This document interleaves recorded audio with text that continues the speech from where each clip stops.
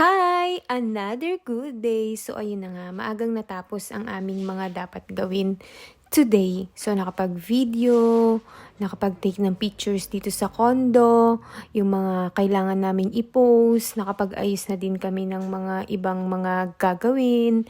So, etong gabi na to, nag-decide kami naman na gumala papuntang BGC! Anyway, first time ko kasing makapunta sa BGC, kaya sa mga pictures ko lang siya nakikita. Shala! Kala mo naman kung saan pupunta. Alam nyo guys, sobrang pagod din kasi namin maghapon. Kasi nga galing pa kami ng Olongapo. Tapos dire-diretso yung mga ginawa namin. Kaya yan, chill-chill muna tayo ngayon. Alam nyo, sobrang traffic talaga dito sa EDSA. Inabot yata kami ng magto 2 hours. Inabutan din kasi kami ng rush hour dahil nga anong oras na kami dumating. Siguro 5 p.m. ba or 6 p.m. mga ganon.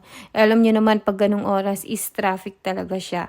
At naligaw pa nga. Hindi naman siya naligaw. Nagkamali lang yung pinasukan ni Justin. Kaya umikot kami ulit. But anyway, thank you Lord. Nakarating kami ng safe. Kasi first time niya talagang mag-drive papuntang Manila.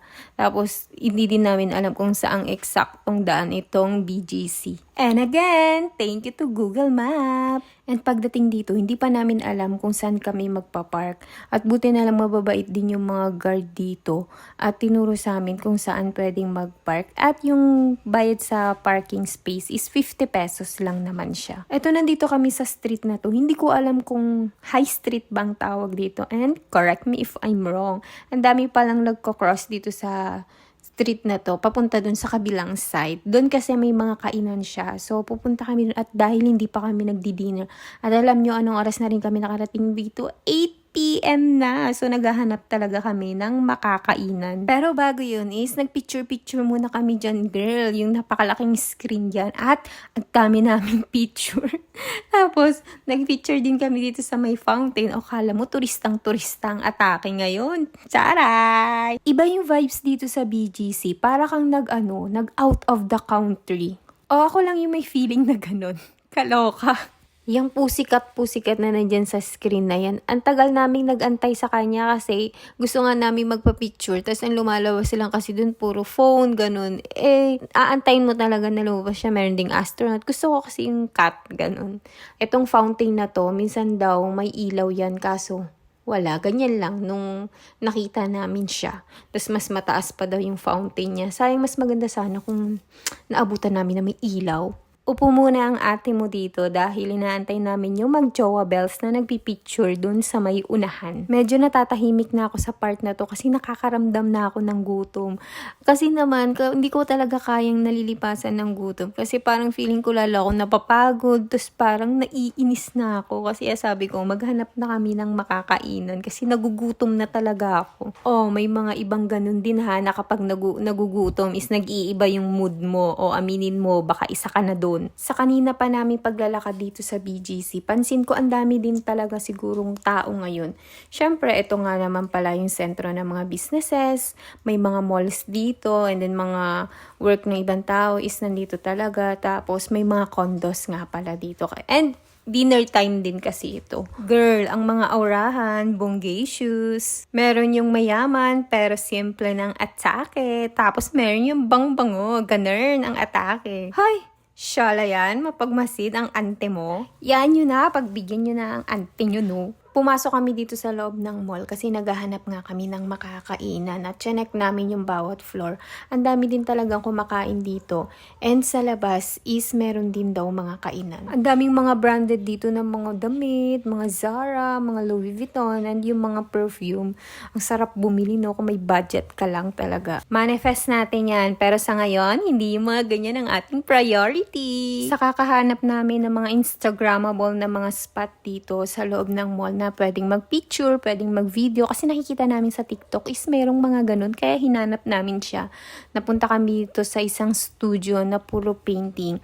Nagtanong nga muna kami dito bago kami pumasok kung merong entrance. So, wala naman daw. Free lang naman. Ang gaganda ng mga painting dito. Tapos, ang sarap din mag-picture-picture. Ganun. Ang liit lang ng studio na to at madali lang naman siyang maikot. At ang babait ng mga staff dito kasi hinayaan nila kami magtagal naman dyan. Kasi ang tagal namin mag-take ng picture. Alam niyo na, kailangan is talagang pang Instagrammable ang atake.